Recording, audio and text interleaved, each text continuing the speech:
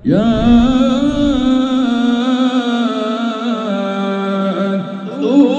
رسلهم بالبينات وبالزور وبالكتاب المنير.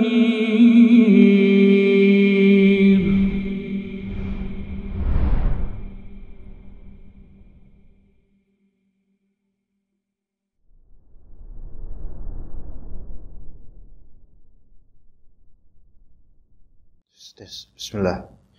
Assalamualaikum warahmatullahi wabarakatuh. Innal hamdalillah nahmaduhu wa nasta'inuhu wa nastaghfiruh wa na'udzu billahi min shururi anfusina wa sayyiati a'malina. May yahdihillahu fala mudilla lahu wa may yudlil fala hadiya lahu. Asyhadu an la ilaha illallah wahdahu la syarika lah wa asyhadu anna Muhammadan abduhu wa rasuluhu la nabiyya ba'dah. Allahumma inna nas'aluka ilman nafi'a wa rizqan thayyiba wa amalan mutaqabbala. Allahumma inna nas'aluka al-huda wat-tuqa wal-'afaf wal-ghina. Insyaallah kita lanjutkan kajian tafsir Al-Qur'an di surat Al-Baqarah. Dimulai dari ayat ke-17 dari surat Al-Baqarah. Insyaallah mudah-mudahan bisa sampai ayat ke-20 bi'idznillah ta'ala. Dan ini akhiran dari penjabaran berkaitan dengan orang-orang munafik.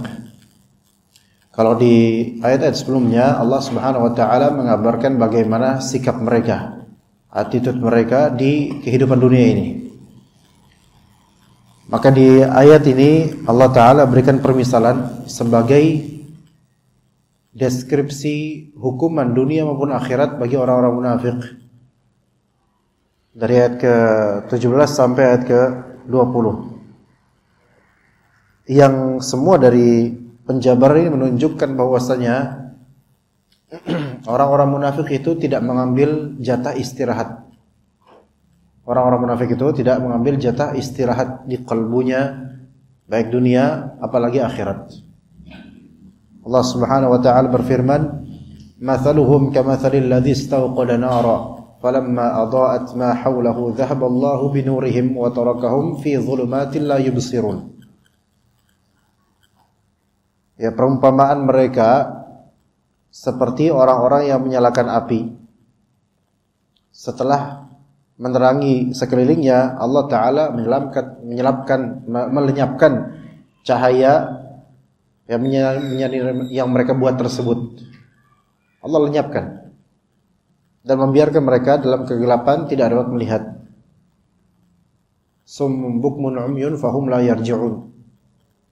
Mereka tuli, bisu dan buta, sehingga mereka tidak dapat kembali.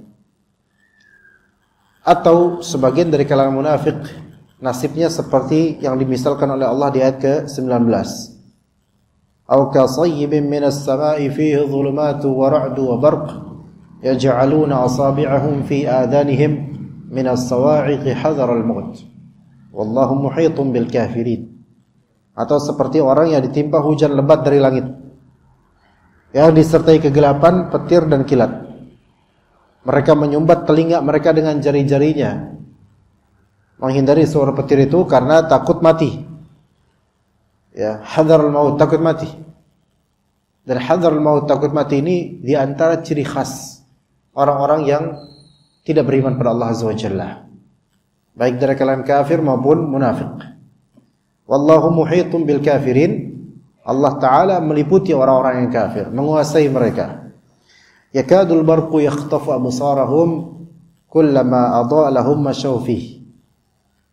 Hampir saja kilat itu menyambar penglihatan mereka.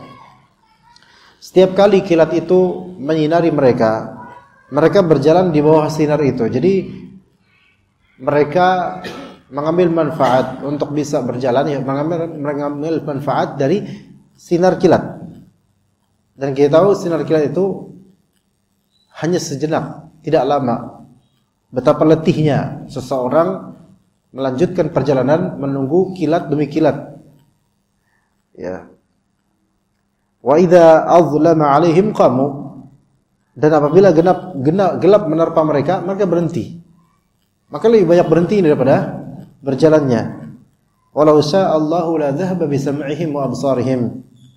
Sekiranya Allah menghendaki, maka Allah Ta'ala akan hilangkan pendengaran dan penglihatan mereka. Innallaha ala kulli syai'in qadir. Sesungguhnya Allah Subhanahu wa taala Maha kuasa atas segala sesuatu. Kita mulai dari pembahasan ayat ke-17 dari surat yang agung ini. Kata Allah Azza wa Jalla, "Au ka sayyibin minas sama." Dari perumpamaan mereka sebagian dari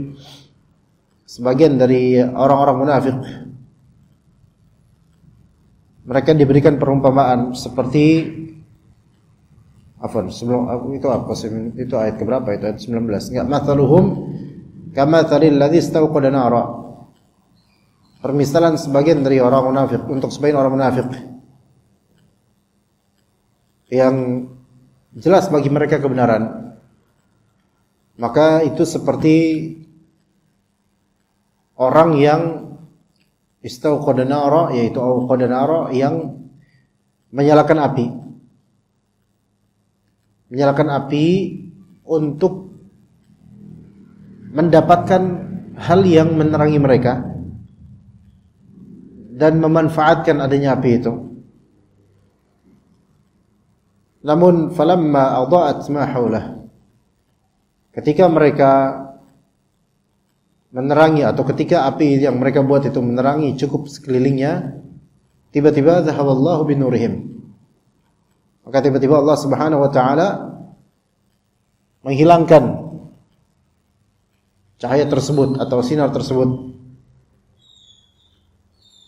Fatarakahum fi dhulumatin la yubsirun. Allah Subhanahu wa taala meninggalkan mereka dalam keadaan kegelapan. La yubsirun fi dhulumat, dalam gelap tidak dapat melihat. Dalam gelap tidak dapat melihat.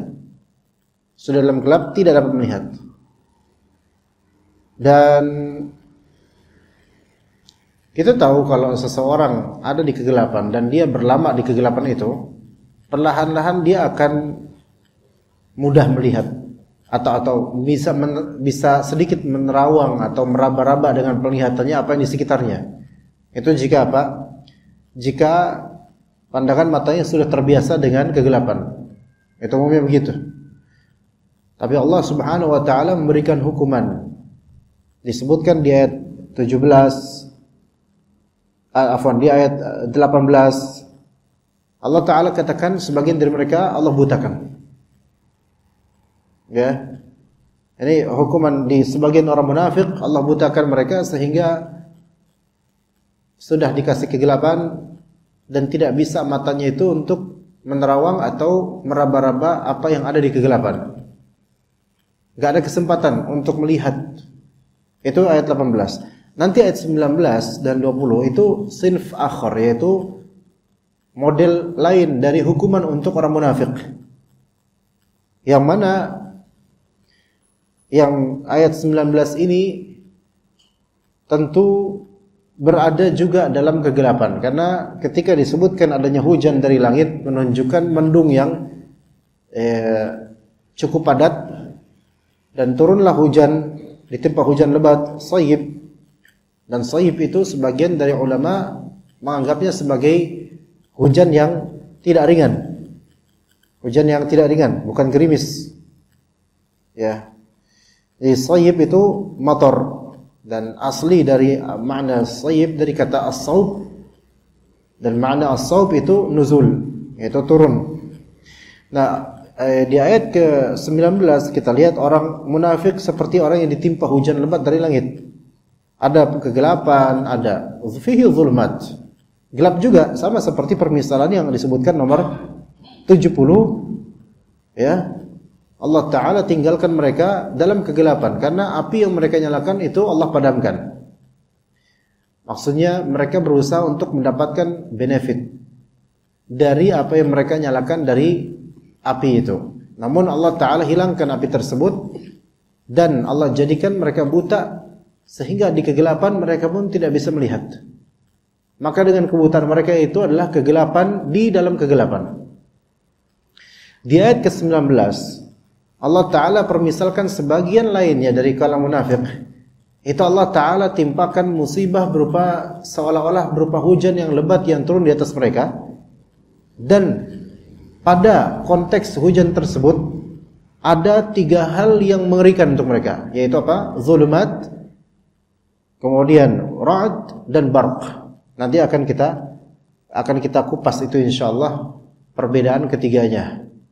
Ya, zulumat itu kegelapan, kemudian ra'd itu guruh, dan barq itu kilat nanti insyaallah. Baik, kita bisa melihat dalam tafsiran di masih di ayat 17 yang merupakan sinf awal atau macam pertama orang munafik dapat hal seperti ini. Ya, ini mereka berusaha, udah ada usaha istauqada nara, itu membutuhkan effort dan usaha. Jadi orang munafik itu mereka ada usaha untuk mencari benefit dan keuntungan di kegelapan. Ya. Namun Allah Subhanahu wa taala tidak tinggal diam. Allah blokir hal-hal yang merupakan benefit buat mereka. Maka kita juga harus percaya bahwasanya orang-orang munafik itu kendaripun mereka seberapa usaha mereka untuk menghancurkan moral kaum muslimin, menebarkan syubhat di tengah kaum muslimin, sudah pasti Allah Ta'ala katakan sebelumnya fama rabihat tijaratuhum, enggak bakal beruntung perniagaan mereka, karena mereka itu menjual syubhat untuk mendapatkan bagian dari dunia, dan Allah Subhanahu wa taala tidak memberikan mereka keuntungan sebenarnya, walaupun secara nominal mereka dapat dari bagian dunia, tapi dunia yang mereka dapatkan itu sama sekali tidak bermanfaat. Fama rabihat tijaratuhum, ya, wa ma kanu muhtadin.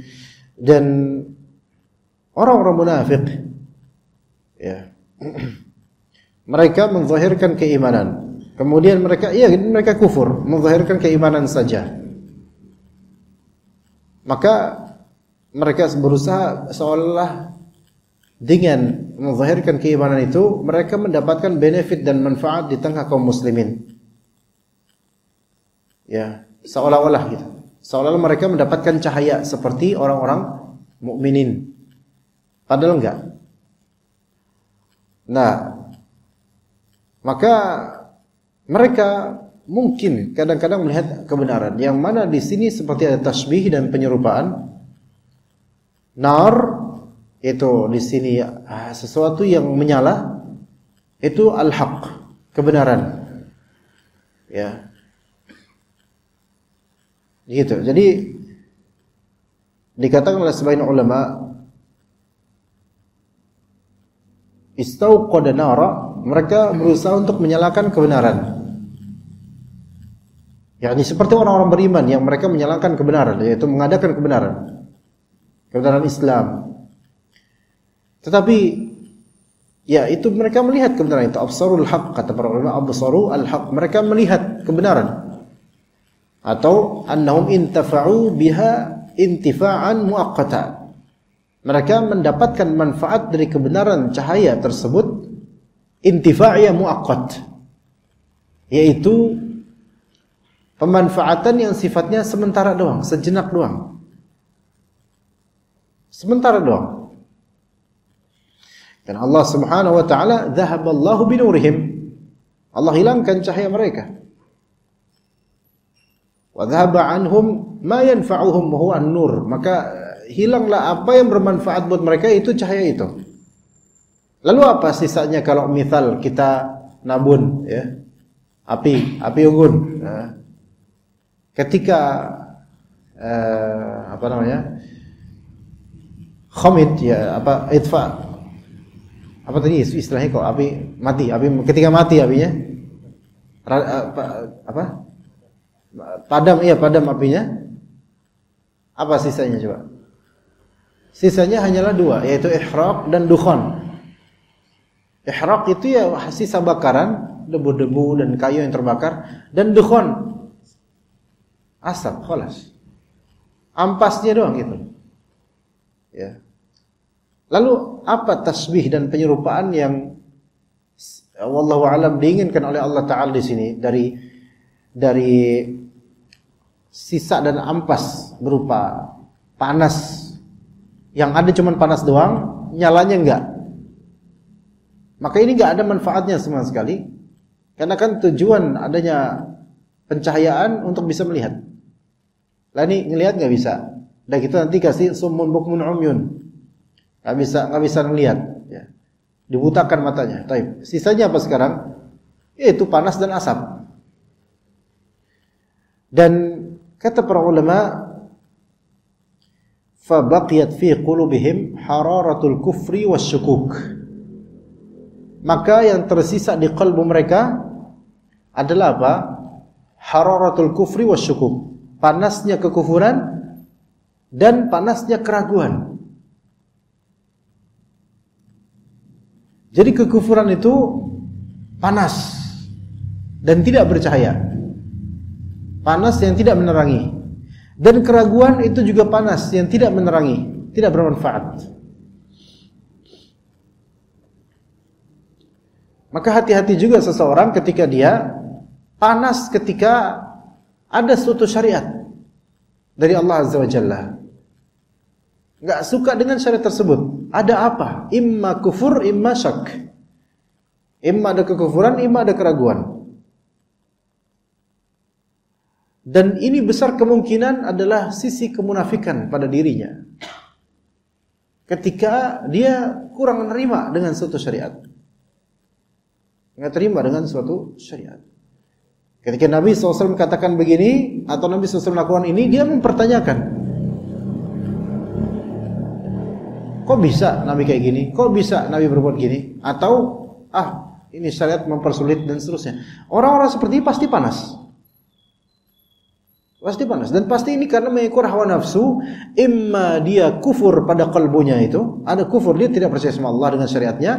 Atau imma dia syak, ragu, gak yakin dengan syariat ini. Dan itu bukan sesuatu yang ringan bagi seorang mukmin, bagi seorang hamba gitu. Ya. Dan jangan kira bahwasanya hal seperti ini khalas, orang-orang jemaah muslim semualah. Betul, muslim zahirnya. Ya.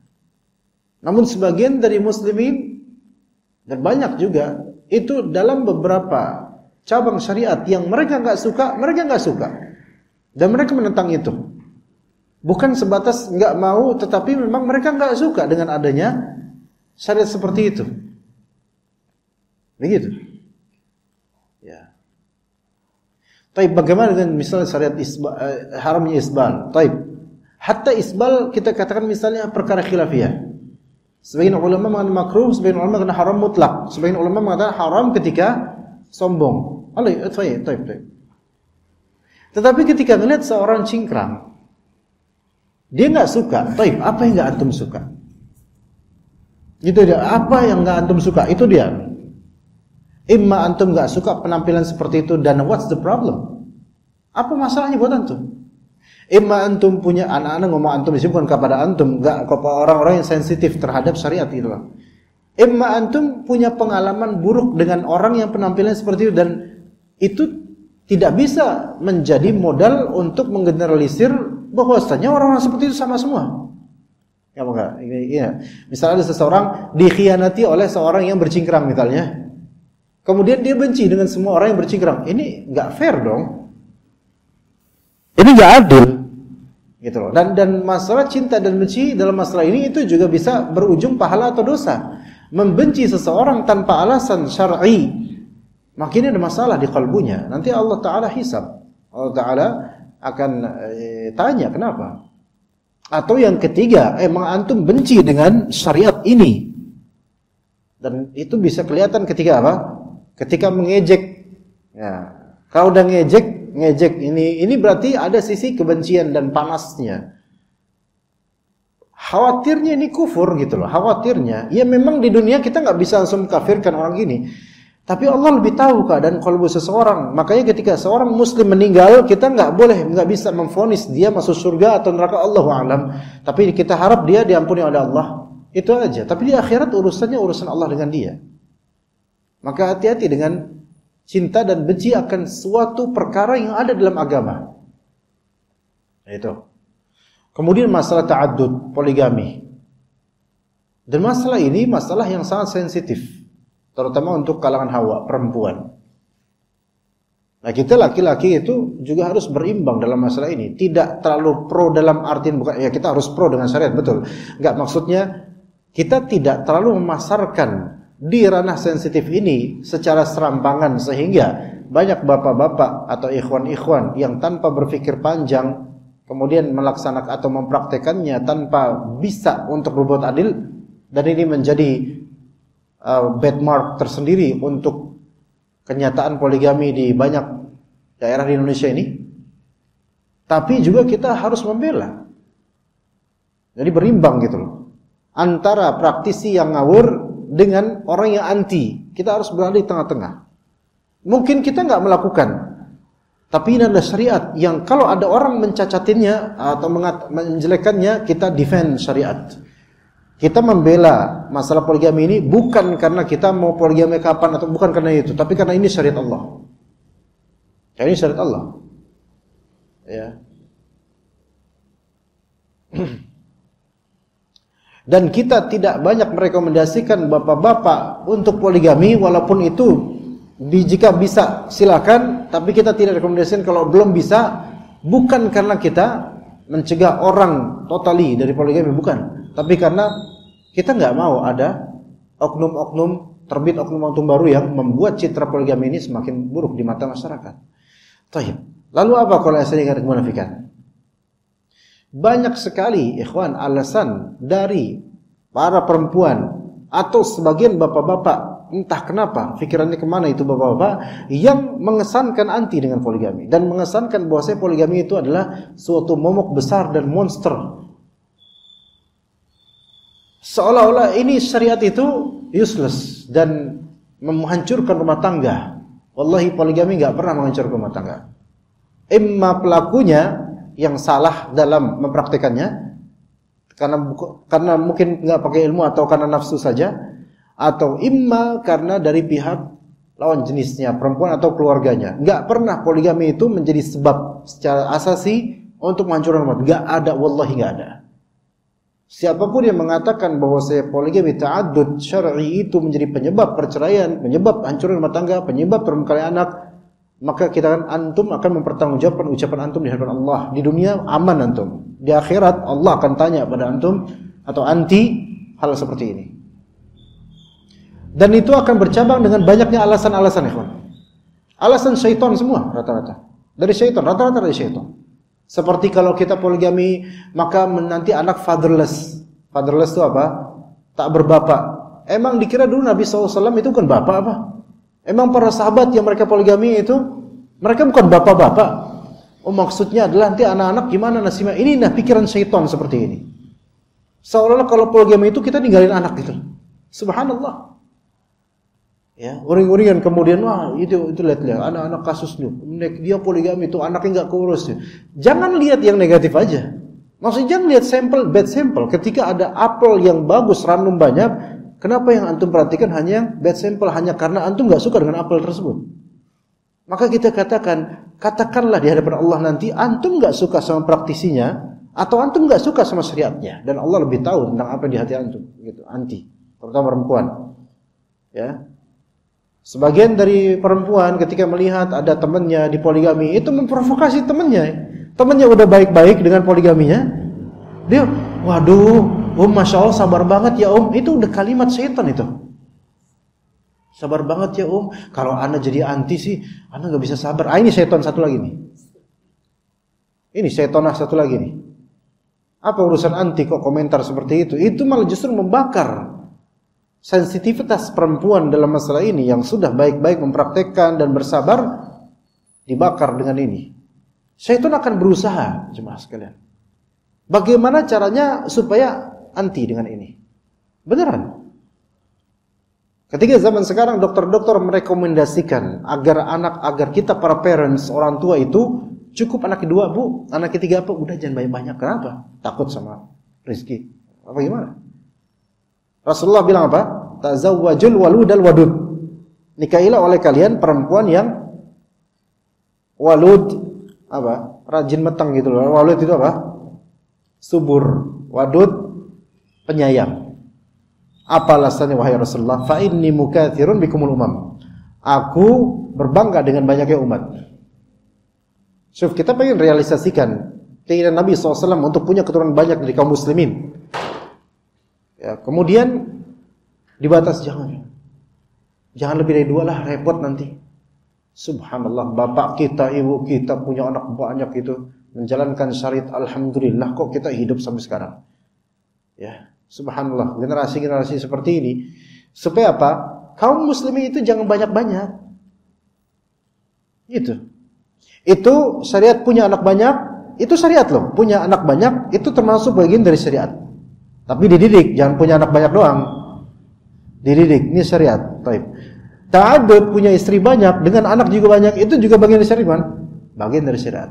Lihat orang-orang yang berpemikiran liberal, pluralis, pro dengan barat, dan mungkin ada kemunafikan atau kekufuran atau keraguan di hatinya tentang agama ini. Mereka itu nggak suka ketika ada satu family muslim, anaknya 5, 6, 7, banyak banget sih. Gimana caranya itu? Nanti gimana makannya pakai apa?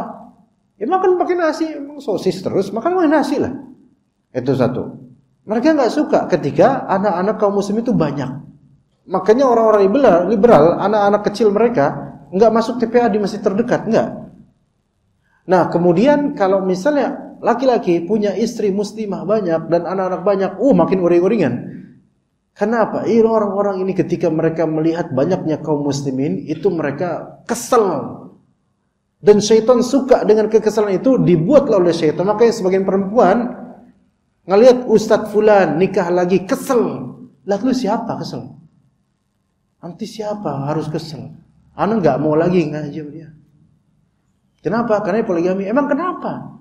Antum ngatur nerakanya apa surganya? Ini terjadi pada beberapa dari ummahat, insya Allah bukan di meruyung. Terjadi pada beberapa ummahat. Ada apa?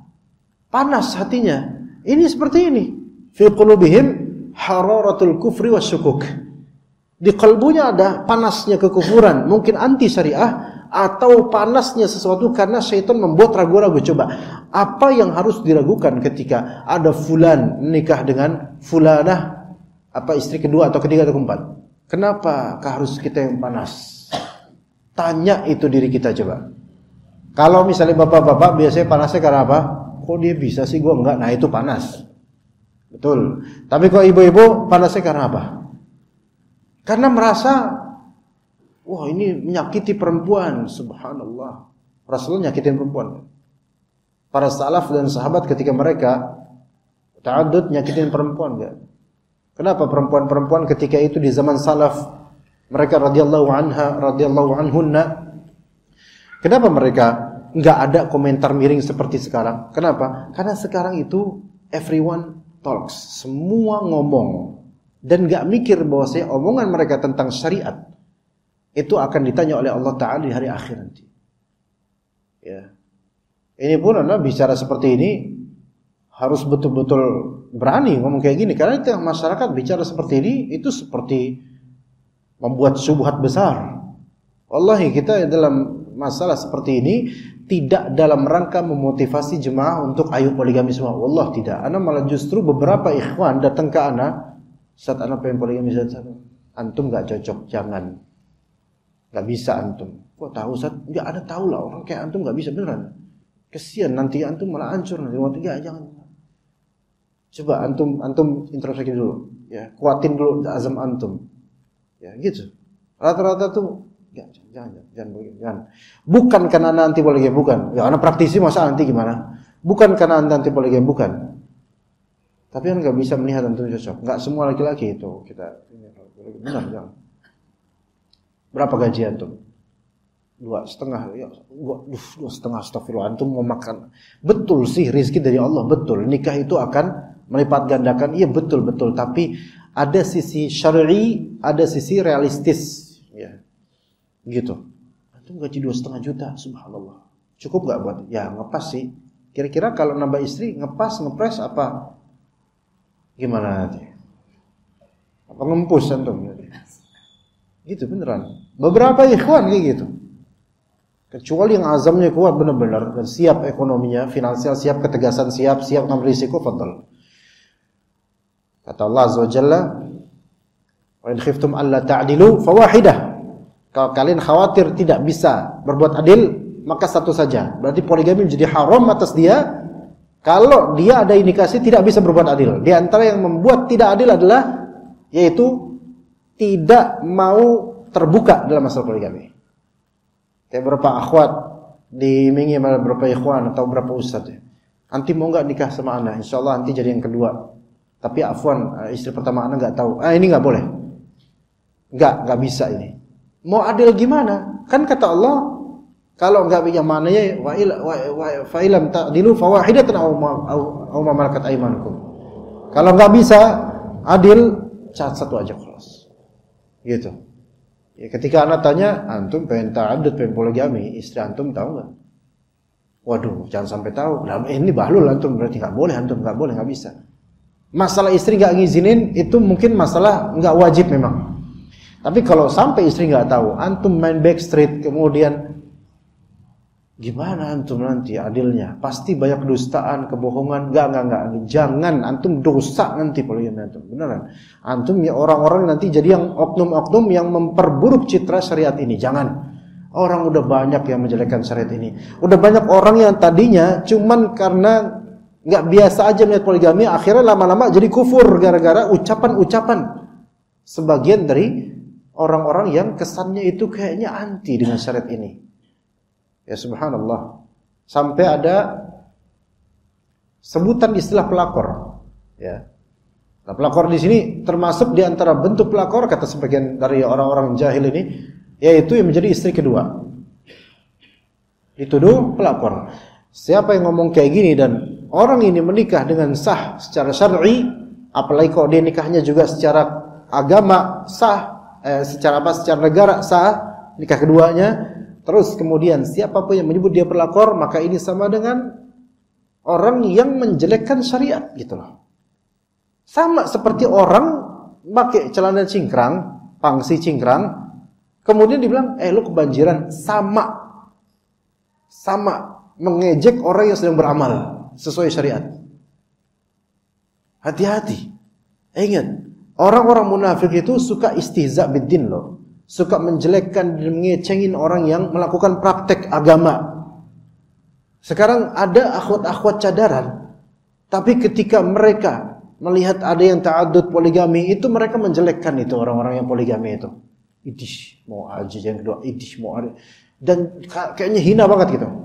Mereka sendiri coba sekarang ketika mereka bercadar, jalan di suatu tempat, kemudian dijelekkan oleh idish kayak ninja. Terima gak mereka? Gak terima. Padahal mereka tahu ini syariat, semua tahu syariat. Hati-hati. Kita jangan komentari syariat Allah Azza wa Jalla. Kalau ada praktisi yang salah, kita komentari orangnya, itu pun kalau kita berhak berkomentar. Minimal kita nasihatin.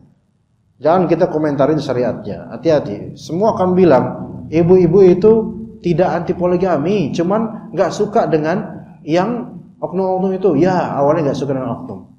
Lama-lama ke anti poligaminya.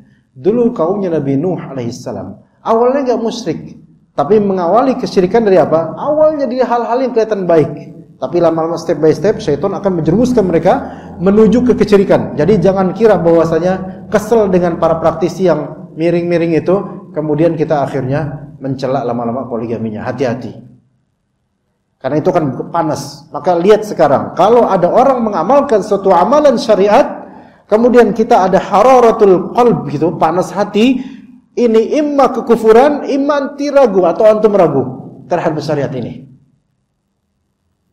Kita lihat di sini. Maka hati-hati, ikhwan. Kemudian kata Allah Azza wa Jalla, wa tarakahum fi dhulumatil la yubsirun. Dan Allah tinggalkan mereka dalam kegelapan-kegelapan la yubsirun. Mereka tidak melihat. Allah hukum, dan kemudian Allah tegaskan summum bukmun umyun fahum la yarji'un. Sum, bukum, yaitu mereka tuli. Sum itu asam, yaitu tuli, enggak bisa mendengar. Bukum, yaitu mereka nggak bisa bicara, bisu, ummi, yaitu mereka buta. Fahum la yarji'un, sehingga mereka tidak bisa kembali, yaitu tidak bisa kembali ke tujuan, yaitu kembali ke petunjuk Allah Azza wa Jalla yang telah mereka jual petunjuk itu dengan kesesatan yang mereka beli. Dan ini gelap, dan ini kegelapan ma'nawi. Kegelapan kekufuran dan kegelapan keraguan. Ingat, kekufuran itu gelap. Al-kufr zulumat. Kekufuran itu kegelapan. Keraguan itu adalah keremang-remangan dan kegelapan juga. Ya. Ketidakpastian dan ketidaktenangan. Itu ragu-ragu. Enggak pasti, enggak tenang, itu ragu-ragu.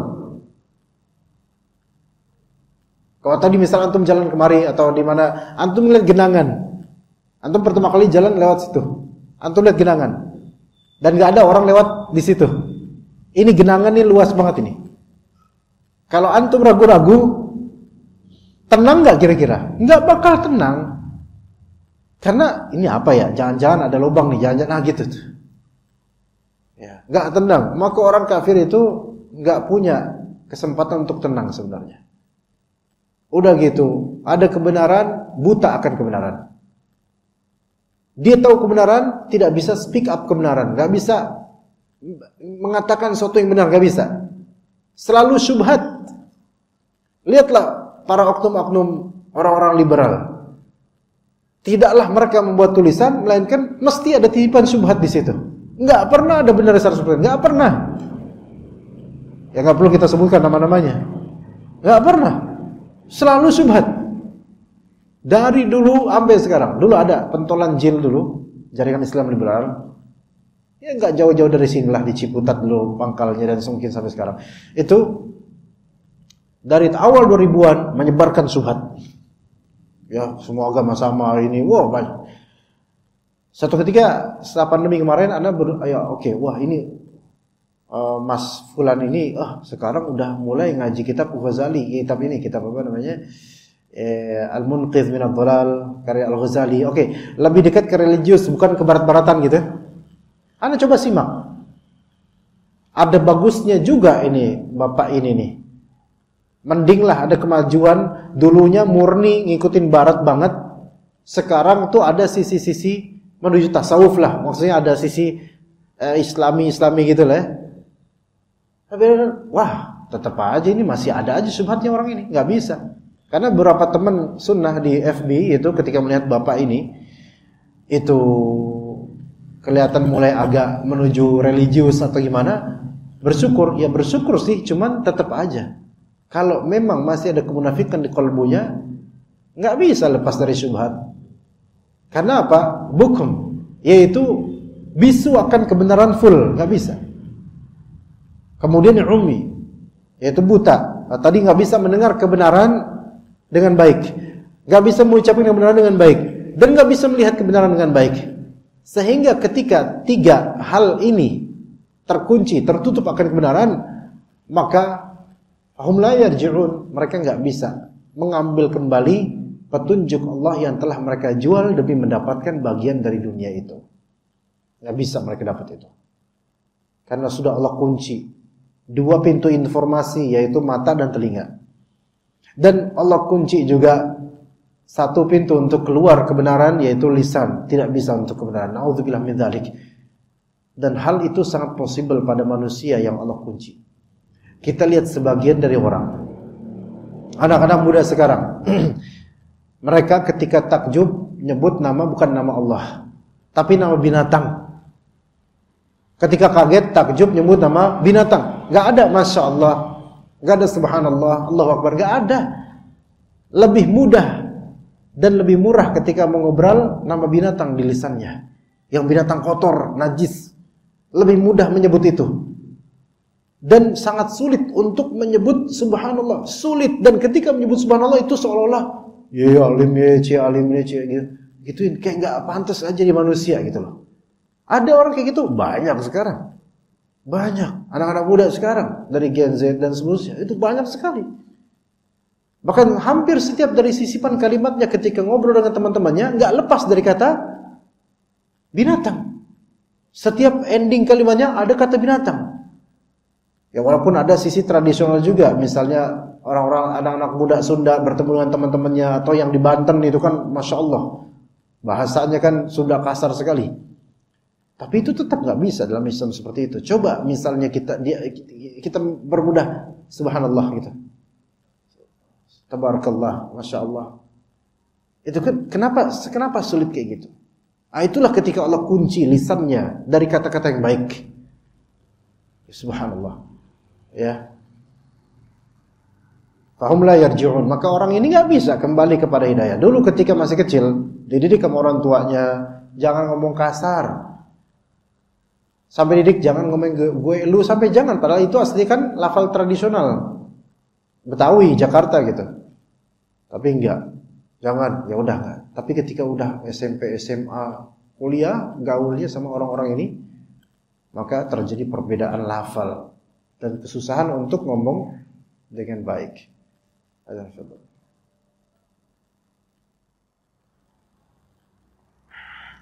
Baik, kita lanjutkan ayat ke-19 dan 20.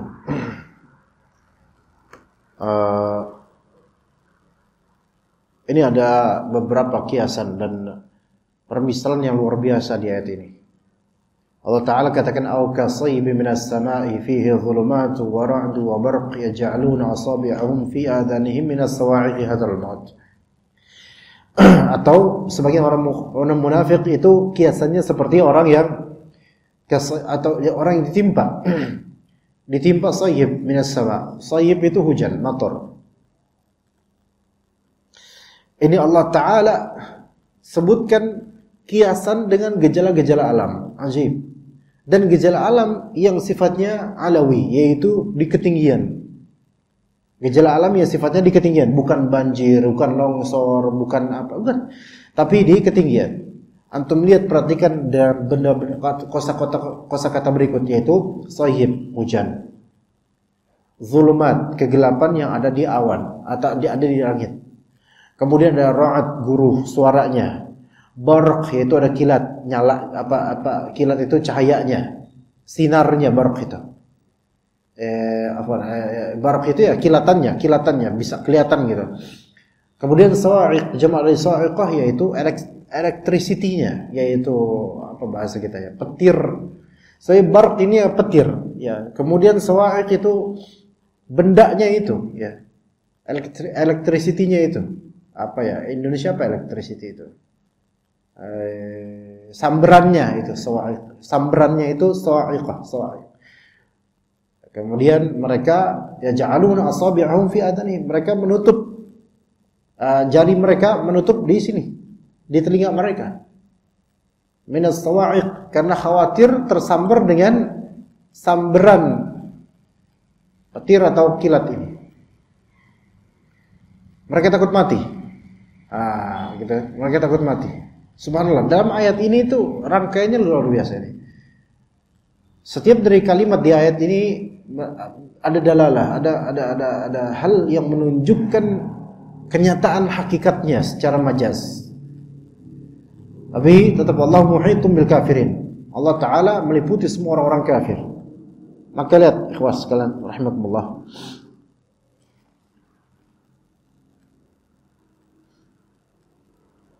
Gimana mulai penjelasan di sini, karena banyak sekali hal-hal yang luar biasa di dua ayat yang terakhir ini. Sayyib itu hujan. Kenapa disebut sayyib? Karena nazil, turun dan mengena pada orang. Dan sayyib minas sama, dari langit. Dikiaskan dengan apa di sini? Sayyib minas sama. Itu Al-Qur'an. Dikiaskan dengan apa? Al-Qur'an. Au ka sayyibin minas sama. Ya. Jadi sekarang coba antum rangkai, sayyib itu hujan sama dengan Al-Qur'an. Al-Qur'an, maka Allah kiaskan Al-Qur'an seperti hujan. Karena Al-Qur'an turun dari langit, yaitu Al-Qur'an diwahyukan oleh Allah Azza wa Jalla, yang makanya disebut kitab samawi. Kitab samawi atau kutub samawiyah, kitab-kitab samawi. Kenapa disebut samawi? Karena dari sama, dari langit. Seperti Injil, Taurat, itu semua kitab samawi karena dari Allah, dari langit. Ya, maksudnya dari atas menuju ke bawah untuk diamalkan. Au kasayyibin minas sama, atau seperti orang munafik itu terkena dengan Al-Qur'an yang turun dari Allah Azza wa Jalla. Nah, kata Allah Azza wa Jalla, fihi dhulumat wa ra'd wa barq. Yang mana langit tersebut itu bagi orang-orang munafik, atau Al-Quran tersebut bagi orang munafik itu adalah kegelapan, kemudian suara guruh dan kilat. Nah, di sini disebutkan zulumat, kegelapan langit. Ketika hujan itu berkah. Al-Quran berkah. Memang kelihatannya gelap langit itu, tapi indah. Dan orang-orang munafik mereka ketakutan dalam kondisi terkena hujan lebat, yaitu ketakutan dengan adanya Al-Quran. Karena Al-Quran itu adalah kitab yang betul-betul membongkar kesesatan orang munafik, terutama surat At-Taubah. Dan umumnya surat-surat periode Madinah yang panjang itu membongkar orang-orang munafik itu. Taib. Pertama zulumat, kegelapan. Wa ra'd. Nah, ra'd ini bedakan ya, kawan. Ra'd ini adalah apa? Suara. Jadi ra'd itu guruh. Ya, makanya ada surat namanya Ra'd, ar-Ra'd, surat yaitu suara guruh. Oke, gimana ayatnya? Wa yursilus sawa'iqa fi yusibu biha man yasha. Gimana Ustaz? Gimana? Ada surah Ar-Ra'd di bagian Ar-Ra'd ini. Sebelum wa yursilus sawa'iqa fi yusibu biha man yasha. Wa hum yujadiluna fillah. Bukan sebelumnya, pokoknya sebelum itu apa kata Allah Azza wa Jalla? Wa yusabbihu ar-ra'du bihamdihi wal malaikatu min khifatihi. Ra'd itu suara tasbih. Wa yusabbihu ar-ra'du bihamdihi wal malaikatu min khifatihi. Ar-ra'd dan al-malaikah itu bertasbih. Sebagian dari tafsiran salaf, ra'd ini adalah salah satu nama malaikat khusus kata sebagian salaf. Allahu a'lam, adakah yang benar. Al-muhim ra'd itu suaranya. Ra'd itu suaranya. Maka ketika turun hujan, langit gelap, ada ra'd, ada suara. Dan suara itu tasbih. Tasbih yang kita enggak paham bukan maknanya. Kita enggak paham kok itu sebenarnya tasbih itu loh.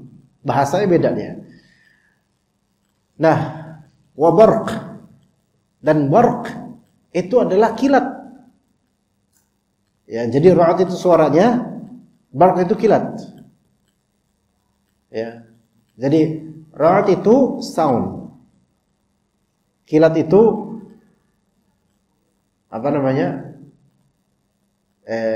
Light. Ya, gitu. Light and sound. Mana yang lebih dulu? Kilat atau suara dulu?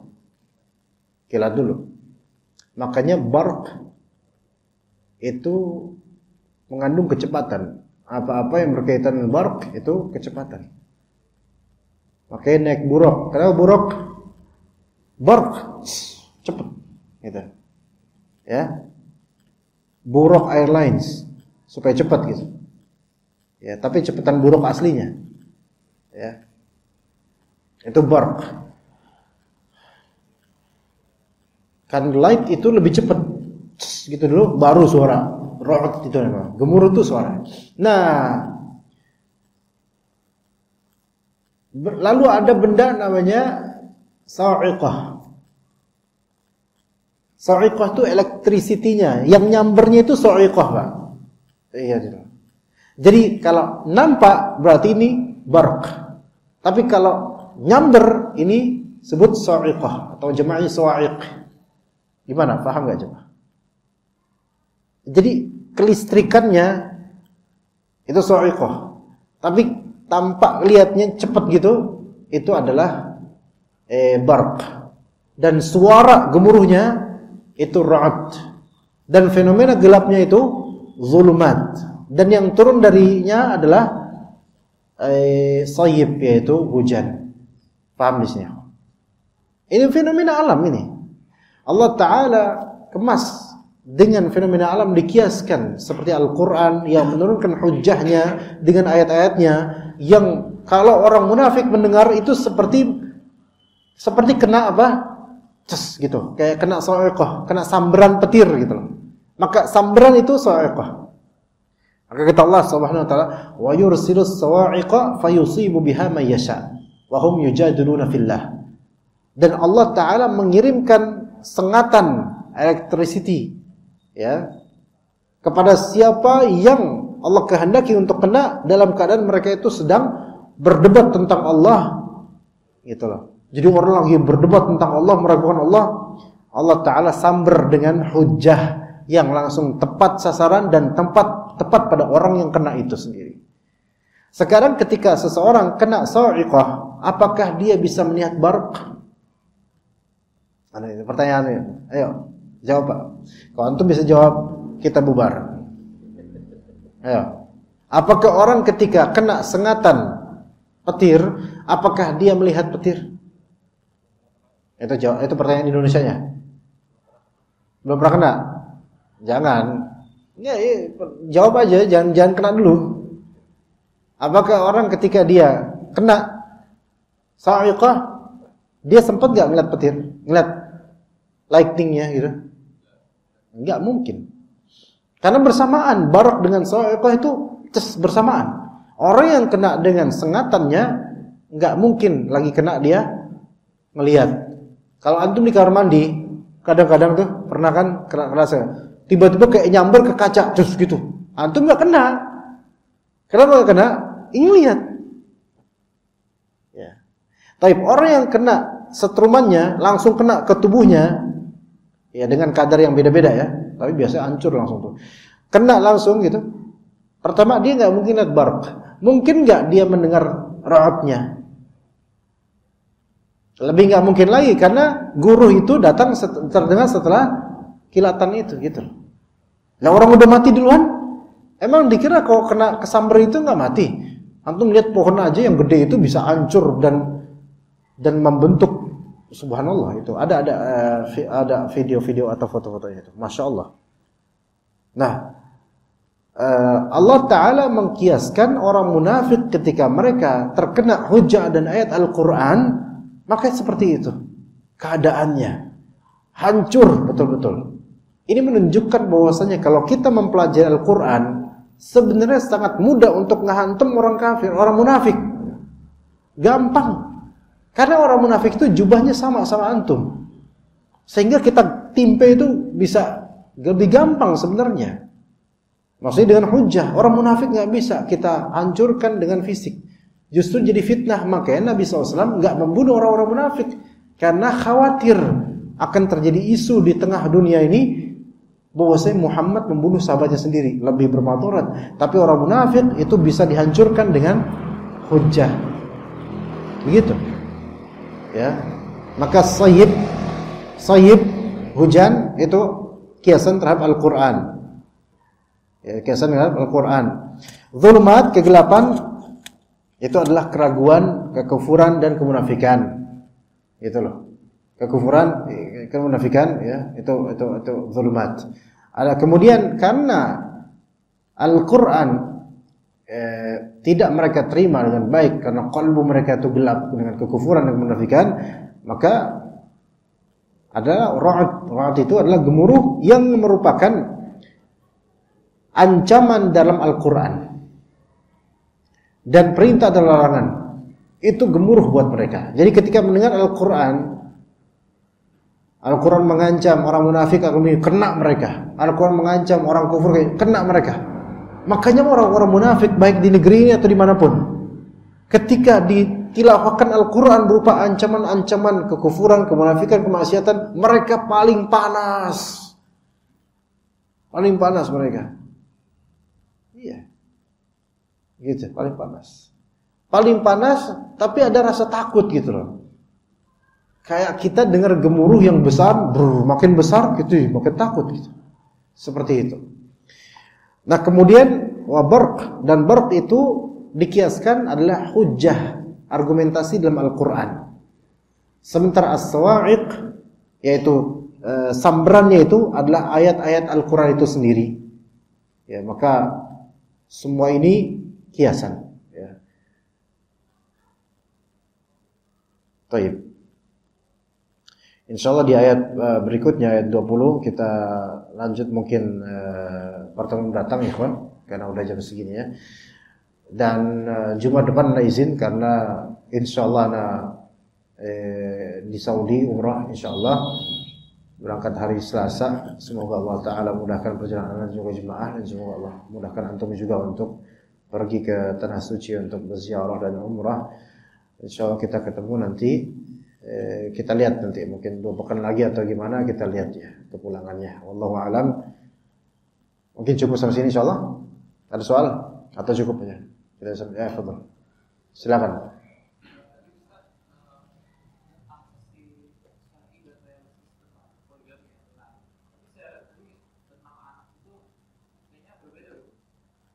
Maksudnya?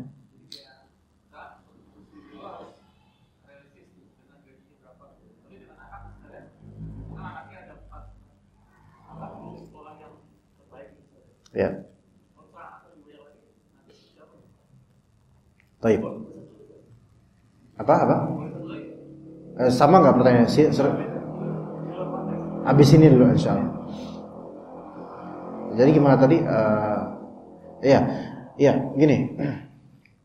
Begini, ketika kita memandang bahwasanya dengan tidak realistisnya dirinya untuk poligami dan tidak darurat, ya.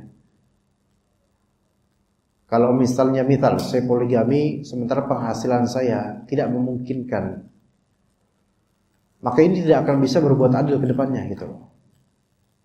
Maka stop dulu sampai bisa memenuhi posibilitas untuk berbuat adil ke depannya untuk istri-istri dan anak-anak. Tapi kalau misalnya realistisnya dia dan dia yakin di sini karena dia punya modal dan dia punya bekal keyakinan, azam, maka makin banyak anak insyaallah makin banyak rezekinya insyaallah taala. Ya, di sini bedakan seperti kiasan begini ya. Abu Bakar radhiyallahu anhu, beliau pernah sedekah seluruh harta yang ada. Dan hal tersebut nggak boleh dilakukan oleh umumnya umat ini ketika tidak realistis. Sekarang antum punya duit berapa? Kemudian antum punya tanggungan berapa? Antum mau ikut Abu Bakar yang disetujui oleh Rasulullah SAW, dia sedekah seluruh hartanya. Tapi Abu Bakar punya kontrakan. Bisa paham nggak di sini kiasannya? Artinya beliau radhiyallahu anhu semua hartanya sedekah yang dia punya saat itu, yang dipegang. Tapi pertama, beliau masih punya modal untuk menumbuhkan hartanya, dan beliau termasuk seorang ahli sedekah yang punya azam dan keyakinan yang kuat. Ini baru bisa sedekah full. Tapi kalau tidak seperti itu kenyataannya, maka tidak disebut realistis dan tidak boleh sedekah full harta. Begitu. Nah, kiasannya begitu. Sekarang laki-laki ya, ada yang penghasilannya sekarang nggak memenuhi kriteria secara logika realistis zaman sekarang untuk nambah lagi. Oke. Dan kemudian dia tidak punya azam yang kuat dan keyakinan yang kuat, maka ini susah. Beneran, ini yang terjadi udah di pengalaman banyak orang. Ya. Baik, misalnya dia gaji berapa tadi, 2,5 juta. Baik, kemudian punya istri 1, anak berapa, 3 atau 4. Itu aja udah empot-empotan gitu loh. Oke, bagaimana dia bisa nambah lagi yang kedua? Dengan alasan insya Allah kalau nambah, justru dengan miskinnya saya sekarang, kalau nambah lagi yang kedua, insya Allah bakal insya Allah rezeki banyak. Taib, antum coba sekarang aja lah, rezeki banyak sekarang aja dulu, coba buktikan. Ketika antum tidak bisa membuktikan yang ini saja, maka bagaimana antum menambah masalah untuk mencari bukti berikutnya? Ini secara logika juga nggak masuk. Kedua, dia tidak akan bisa berbuat adil dengan hal seperti itu. Kemudian nanti anak banyak, rezeki memang akan Allah Ta'ala tambah, betul. Tapi sekarang aja, yang belum terjadi kenyataan berikutnya dia inginkan, sekarang aja, itu masih belum bisa memenuhi. Gitu loh. Maka dengan menambah itu apakah dia siap ditanya oleh Allah Ta'ala nanti dengan pertanggungjawabannya. Ya, itu pikiran seperti itu. Tetapi sebagian orang ada yang memiliki modal yang kuat berupa apa? Kecerdasan, skill, dan juga azam yang kuat. Walaupun kayak gini kenyataan dia bisa mungkin ada. Karena pada asalnya dalam poligami itu kekayaan bukan syarat. Bahkan betapa banyaknya orang kaya yang tidak boleh berpoligami karena dia zalim atau dia tidak bisa berbuat adil. Tidak terbukti dia berbuat adil. Namun ada yang pas-pasan, namun dia punya modal yang kuat berupa skill atau kemampuan dan juga azam dan keinginan pada Allah, ini bisa insyaallah. Hanya yang siapa yang kayak gitu dengan pas-pasannya ekonomi sekarang ya. Yang kenyataan yang ana juga beberapa dari praktisi masuk ya. Maksudnya bertanya. Memang yang sukses itu pada diem. Ya, maksudnya menikmati, enjoy the life gitu. Tapi yang gagal-gagal ini kebanyakan langsung cari curhatan pada para praktisi dan ana melihat rata-rata masalahnya ekonomi dan tidak bisa buat adil. Itu dua itu aja. Itu. Kenapa begitu? Yang masalah ekonomi rata-rata karena dari first time itu memang sudah nggak kuat, dipaksain hancur. Ini kenyataan yang banyak terjadi. Kedua, ada yang nggak buat adil. Yang nggak buat adil ini bukan karena ekonominya, bukan karena lemah ekonomi, bukan karena miskin, bukan. Tapi karena nggak memperhatikan ayat fa in lam ta'dilu fawahidatan aw ma malakat aymanukum. Kalau kamu nggak bisa berbuat adil, maka satu saja. Dia langgar tuh ayat, dia ngelangkah dengan tanpa pikir panjang. Lah terus indikasinya apa? Orang nggak bisa berbuat adil padahal dia istri satu. Apa indikasinya? Indikasinya adalah dia takut miskin apa enggak? Dia rajin sedekah apa enggak? Di situ bisa kelihatan. Kalau dari istri masih cuma satu dan dia itu jarang sedekah dan perhitungan itu enggak bisa berbuat adil nantinya. Walaupun kaya, gitu. Seperti itu. Itu gambaran dari ana. Ya. Masih banyak yang perlu dibicarakan, tapi ini bukan pelajaran itu sekarang. Soal keduanya 2 pekan lagi boleh ya? Ya udah 2 pekan lagi aja, karena udah jam segini anak juga ada urusannya. Nggak apa-apa ya Pak ya? Nggak marah kan antum? Kalau marah nanti kita duel di luar aja ya. Ya kita cukup sampai sini. Barakallahu fikum jami'an. Wa sallallahu ala nabiyyina Muhammad wa ala alihi wa sahbihi ajma'in. Subhanakallahumma bihamdika asyhadu an la ilaha illa anta astaghfiruka wa atubu ilaik. Wassalamualaikum warahmatullahi wabarakatuh.